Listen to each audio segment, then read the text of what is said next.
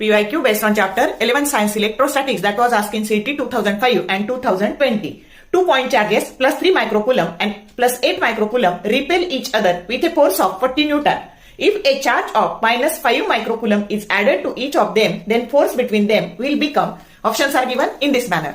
तर आधी तुम्हाला हे दोन चार्जेस दिलेले आणि त्यांच्यामधला फोर्स ऑफ रिपल्शन जो काही आहे तो तुम्हाला 40 न्यूटन दिलेला आहे आणि म्हणून इलेक्ट्रोस्टॅटिक्स जो काही फोर्स असतो तो according to Coulomb's law of electrostatics हा फोर्सचा फॉर्म्युला Q1 Q2 च्या ह्या व्हॅल्यू टाकायच्या, त्यांच्यातलं डिस्टन्स R म्हणायचं आणि हे इक्वेशन नंबर 2 मांडायचं.